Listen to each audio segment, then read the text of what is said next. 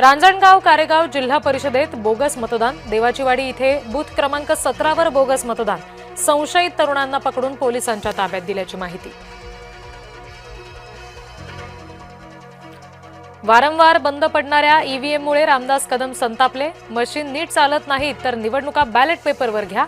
सत्ताधारी पक्षातील नेते रामदास कदम यांच्या मागणीमुळे खळबळ। आमदार विलास भुमरे यांच्याकडून मतदानाचे नियम पायदळी। विलास भुमरे यांनी मतदानावेळी मुलाला ईव्हीएम जवळ नेलं। अधिकाऱ्यांनी भुमरेंच्या लहान मुलाच्या सुद्धा बोटाला लावली शाई।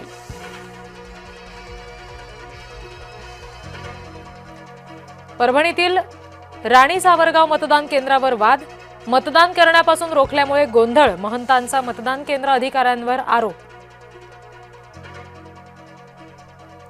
छत्रपती संभाजीनगरमध्ये मतदानादरम्यान धक्काबुक्कीची घटना। सिल्लोड नाणेगाव तणाव।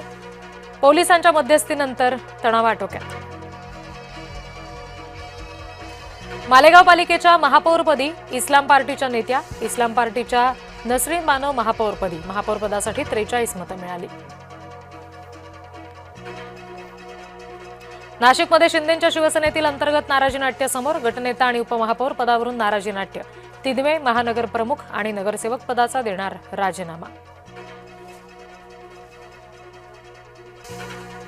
मतदानाच्या पूर्वसंध्येला खेडमध्ये दहशतीचं सावट। राष्ट्रवादी उमेदवाराच्या पतीवर जीवघेणा हल्ला। शरद बुट्टे पाटील यांच्यावर धामणीत हल्ला। दुःखाच्या सावटाखाली सुद्धा पवार कुटुंबाचं मतदान। काटेवाडीतील जिल्हा परिषद मतदान केंद्रावर केलं मतदान।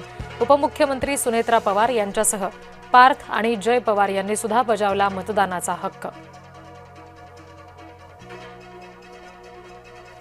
शताब्दी वर्षानंतर संघ विस्ताराचा आराखडा ठरणार। मार्चमधील अखिल भारतीय प्रतिनिधी सभा पानिपतमध्ये होणार। प्रांताऐवजी विभागनिहाय प्रचारक नेमण्याचा विचार। आता शेतजमिनींच्या पोट हिश्श्यांची होणार मोजणी। मोजणीमुळे आता सातबारा आणि नकाशांचा मेळ बसणार।